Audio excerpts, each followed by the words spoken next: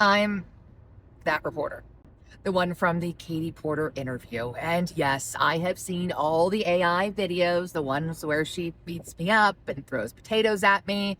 Fact check, that didn't actually happen, but it's been a great life lesson for my kids. Never believe anything you see on the internet, kids, unless you have verified it with 3 reliable sources. And lucky for them, their mom happens to be one of them. But seriously, there's been a lot of misinformation and frankly, misunderstanding surrounding that Katie Porter interview excerpt, which is what happens when somebody snips 3 minutes of a 30-minute segment that came from 13 hours of gubernatorial interviews with 12 top candidates. So I thought it was time that we clear up a few things and answer a few of the questions that are out there. We're going to start with what happened before the interview. We'll talk about that now very controversial Trump voters question. We'll talk about what happened after the interview, going viral, and the bigger picture. You can watch the full series on my channel or any of my social profiles at Julie Watts TV. Okay, let's start with part 1. What happened before the interview? This all started back in August when I was asked to moderate the California Educational Gubernatorial Forum at Sac State University, hosted by APAPA, where they get to stand up here uninterrupted and tell you what they think makes them the best candidate for California governor. But even better, I got to sit down with all 11 candidates for an in-depth interview. Unlike what we're going to see today, I got to ask follow-up questions. And so you get to see what happens when we push through the talking points and we really get down and ask those tough questions. So those will be coming out here over the next couple of weeks. So for context, every candidate except Katie Porter agreed to an hour for the interview. Porter would only give us 30 minutes. She had so many great questions. And we had so much to talk about. All of the other interviews went well over an hour. Some went 2, and some candidates actually postponed their flights mid-interview just so they could stay without being rushed. Ooh. Serious interviewer. And I hope you can check out everything that Julie produced from that conversation. So we were really concerned we wouldn't get through all the topics with Katie Porter, which was crucial because we were rolling these out as a series of topic-specific segments so voters could compare every candidate side by side on the issues that matter most to them. Then the day of the interview, Porter and her team arrived late, and they still wouldn't agree to give us more than 30 minutes. So frankly, we had to rush, which is why her interview felt less conversational than most of the others. And it's why I didn't have the luxury or the time to really set up some of her questions with context, which brings us to that now infamous Trump voter question. How would I need them in order to win, ma'am? So the viral clip starts with, what do you say to the 40% of California voters who you'll need in order to win, who voted for Trump? How would I need them in order to win, ma'am? But here's the part you didn't see if you didn't watch our full 30-minute segment. You were a supporter of the governor's plan, dubbed empowering voters to stop Trump's power grab. 40% of Californians voted for President Trump. What do you say to those 6 million voters who you will also represent as governor? No one should do power grabs. I feel like I just need to listen. Whatever the California customers want, I will be their leader and represent them. Just because 40% of Californians or Americans voted for Trump, that doesn't mean that they support every policy that they have. I know there are Democrats that I might alienate in the course of this race, and there'll be Republicans. Call it what you want. But at the end of the day, it's about who's going to represent your interests in Washington. The question was part of a larger discussion around Prop 50. That's Governor Newsom's redistricting plan, a Democrat-led measure intended to counter Texas's Republican redistricting. California Democrats are asking California voters to give them back the power to redraw congressional districts for their own political purposes.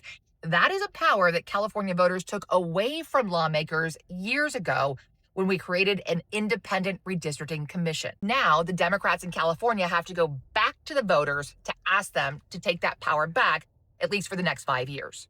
But many, including Democrats, have been pointing out that the Democratic Party is now doing what they criticize Republicans for doing in Texas, which is why we later talk about that do 2 wrongs, make a right argument. Now, about that 40% qualifier, what do you say to the 40% of California voters who you'll need in order to win, who voted for Trump? How would I need them in order to win, ma'am? Well, unless you think you're going to get 60% of the vote. You think you'll get 60%? Everybody who did not vote for Trump will vote for you. First off, not all Californians who voted for Trump are Republicans. And in California, there is an open primary, sometimes called a jungle primary, where the top 2 vote getters, regardless of party, advance to the general election. And with so many Democrats in the race, those who can appeal to some of that 40% may have an advantage in the primary and would definitely have an advantage if the top 2 candidates were both Democrats. How would I need them in order to win, ma'am? For the record, every other candidate understood the premise of the question. You can watch all of their responses at the link in my bio. Up next, what happened after the interview. Okay, the question that I am constantly getting is, what happened after the interview? Did she call? Did she ask for a do-over? The answer to that is no. We actually did kind of expect a phone call after that. I was surprised that we didn't get one. We certainly would have agreed to a do-over if that's what the campaign had wanted. I did see her a few days later at the gubernatorial forum. And, you know, I spent time chatting with all of the candidates. Katie did not come up and talk to me. It should be noted that her campaign is doubling down. They issued a statement saying Katie is never going to shy away from calling out BS, saying that Californians want a candidate who will fight for them against Donald Trump. So no, despite what we initially thought, this wasn't just a bad day. It seems to be a campaign strategy.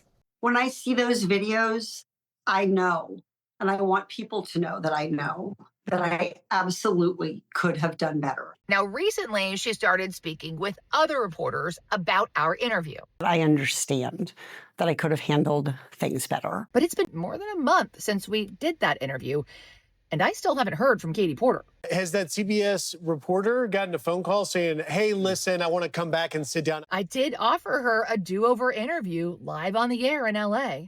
Maybe she'll call Julie back and I would have love a another do-over. interview, I right? would love a do-over. But we still haven't heard from Porter or her team. Okay, going viral. It's been a long week. My text messages have been full of AI videos of Katie beating me up and throwing potatoes in my face. And apparently there's a patty cake video that I have not seen, but send it my way. Like I said, it's a great learning opportunity for my children to realize that you can never trust anything you see on the internet.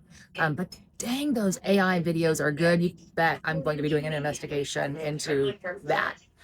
You know, people keep saying, hey, congratulations on going viral. But I cringe every time I hear that because this was never supposed to be that. It was a simple question that everybody else answered. We never actually aired that interaction on its own until, of course, it went viral. This project was about giving California voters clarity, allowing them to compare the candidates side by side, a sort of investigative voter's guide, so to speak. And in the meantime, we're still waiting for a few more high-profile candidates to get in the race. And to those candidates, I hope you will sit down with us so we can ask you all these same questions and introduce you to the voters.